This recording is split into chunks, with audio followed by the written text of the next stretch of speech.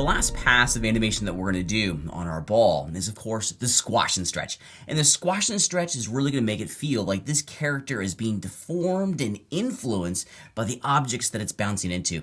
It's going to give us this great sense of life and energy and organic movement. But we have a couple challenges in front of us when it comes to animating squash and stretch. The first challenge that we need to overcome is keyframing the right channels and ensuring that we have keyframes on our timeline that will allow us to squash at specific times and stretch at specific times. The structure of these keyframes is really important to ensure that we're getting the right squashing and stretching actions when they are appropriate. First, let's go in and start keyframing the channels that we're going to need for this detail. Now, we've been working with the keyframe assistant, the object assistant, up until now, the red rings around our little ball rig. And we're going to change the keyframing a little bit to use that secondary animation layer. So let's go ahead and do that real fast. Of course, if you remember from previous videos, we go into our properties panel to expose the second layer, that one right there. And then voila, we have these wonderful spheres on the outside, which will allow us to squash and stretch our character. Now, before we go any further, let me just hit undo for a second. There we go. I need to make sure that I've keyframed the position and the rotation of all 5 of these objects. Now we want to make sure that we're doing the rotation in addition to the location so that we can make small course corrections to the angle of the squash and stretch to make it feel like it's actually pressing in, against all the different objects inside of our set. So we need to do both. We don't want to rely exclusively on the bones rotation because we've already animated that, right? We've animated it rolling. So this secondary animation layer gives us some additional small fine-tuned rotation controls of the rig. Let's go ahead and start the process real fast. I'm going to go into my box selection tool and just start by working my way around all 6 of these little spheres. Let's go ahead and do it real fast. It goes pretty fast. I'm going to hit the I key with that top one selected. I is an ice cream, and that's going to insert a keyframe. Now there's 2 that we want to do. We want to do all the location. Okay, and FYI, if you want to go over here to the properties panel and individually click all these diamonds, feel free. This is just another way of very quickly going in and inserting a keyframe on specific channels. Hit I again, and then we're going to do rotation. There we go. Same thing for all of these. So we're going to do location and rotation. Location and rotation. Just going to work my way around here.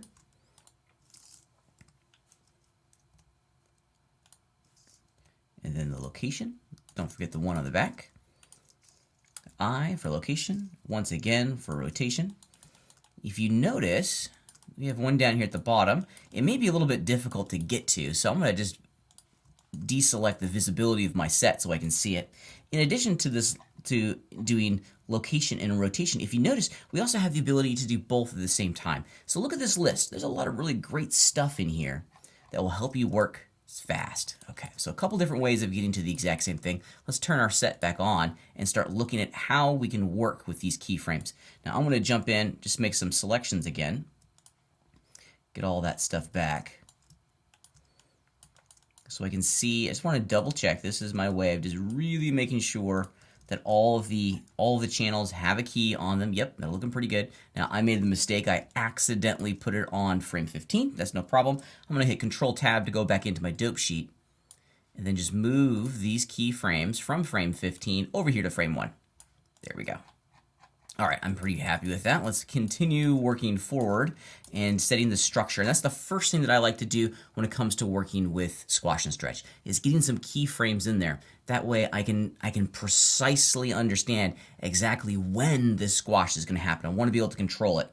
All right, so let's get my scene tumbled the right way here.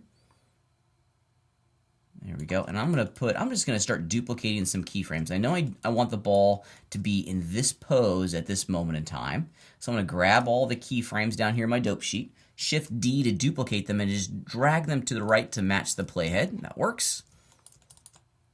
All right, now as I work forward, let's see, there's the impact frame. Of course, naturally, we're going to want to have a keyframe here. So let's Shift D again. Bring those new keyframes up. But I'm also going to go back in time 2 frames. There we go. Just hit the left arrow key on my keyboard.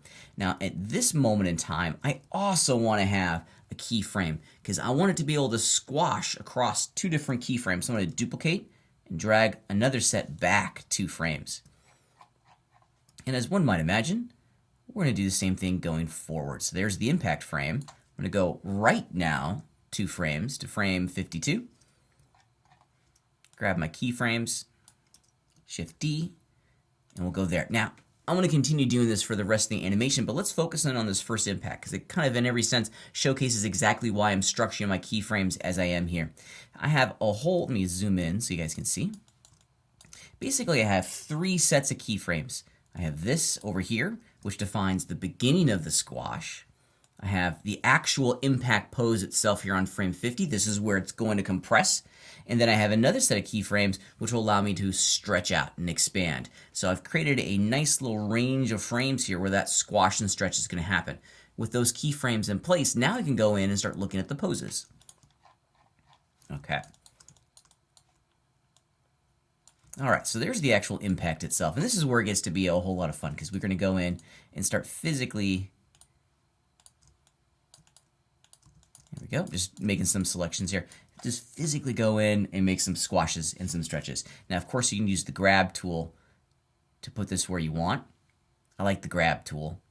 Okay, this is a really great example as to why I wanted to keyframe in the rotation a little bit as well. If you look at it, the angle of squash here, it needs to be adjusted like up just a little bit. So I'm going to fire off the rotation tool, the R key on my keyboard, and I'm just going to rotate this so that it looks like it's sitting right there on the ground.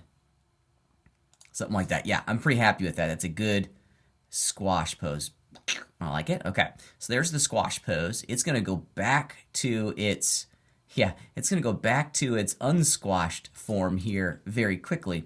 I may want to experiment around with this middle frame to make it a little bit more pleasing. Yeah, I think what I'm going to do is if this is the goal on this frame in between, maybe this guy down here is out a little bit. Yeah, let's give that a try. Let's see what happens.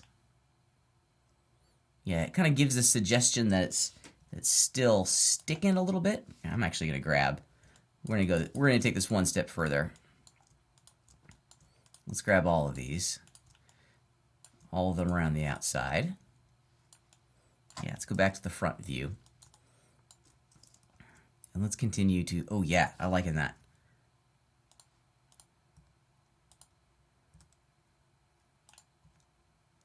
You can also rotate individual ones as well to kind of get a cool look. Yeah. So it squashes, it comes out, and I've made it kind of an egg shape down there at the bottom to look as though the bottom is trailing the top. Right there. And then it kind of keeps going up.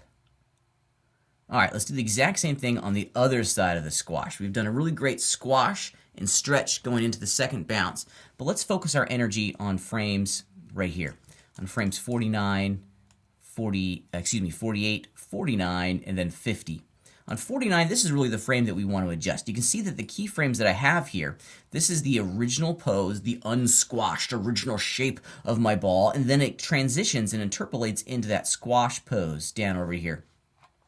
Now we could hold this entire pose all the way until 49 just by moving it. That works too. You could do that. There's nothing wrong with it. That's actually a really great idea. However, it gives you a frame of opportunity here to maybe start to anticipate the idea that the ball is anticipating and bracing itself for impact before it actually squashes itself, which could be kind of really cool. It's going to happen real fast, but it may be kind of neat. Let's go give it a try.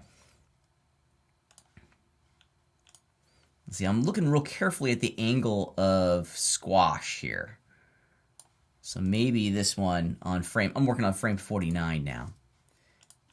Maybe I make a couple small adjustments here. I'm going to grab all of these in-between guys, rotate them just a little bit, grab them as well. I'm going to grab that top one, rotate it as well. Yeah, kind of similar to what we saw before, but maybe, let's see. Let's play it back in real time. Yeah, I'm liking it. It's subtle, it happens real fast, but that's okay. That's okay. It's allowed to happen real fast. I'm being an animator here, I apologize. What would happen if I make it more of a bullet shape at the bottom? Yeah, I don't know. You can just kind of experiment with it. That's the cool thing about the tools that we have, is that we certainly could experiment with it. Another thing that you could do, I'm not going to do this, but another thing that you could do is animate the scale of all these control locators, which will allow you to kind of widen the shape and shrink the shape. I'm not going to do that because oftentimes it can get you in trouble real fast because you're going to make the ball bigger than its natural volume and mass. But that's small little adjustments can go a long way. You're more than welcome to do that. I think that's a cool idea. I'm going to grab those, bring it down just a little bit.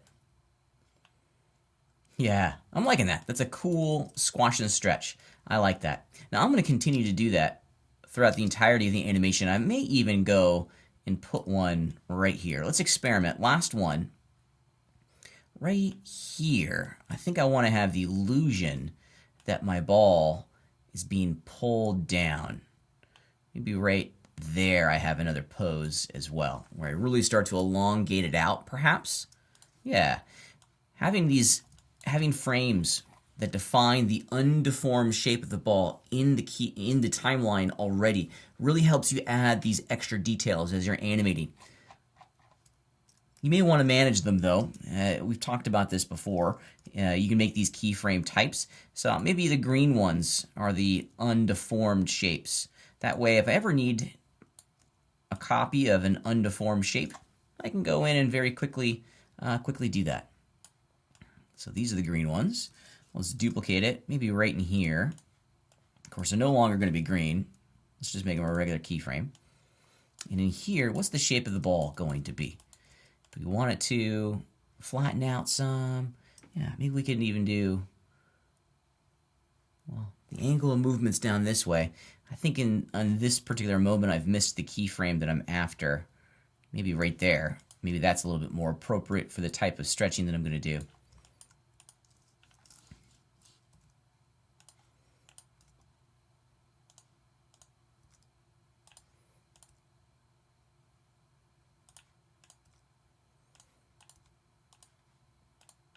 Yeah, let's see what that looks like. I'm not sure if that's giving me the result that I'm after. Let's play it back in real time. Sometimes you don't get a good idea of the impact of these animations or the impact of these poses until you play them back. I can already see I need to hold that shape until right before. Yeah, I'm not digging it. I'm not liking what I just put in. And this, in every sense, speaks to the beauty of our workflow. I tried something. It doesn't work. I don't like it. And it's my freedom and my ability just to go, bye-bye. Goodbye, keyframes. I missed one. You know, and isn't that cool? I like that about a workflow. Or I just hit undo. I think I missed a keyframe in there that I forgot to delete. So I'm just going to undo all of this real fast.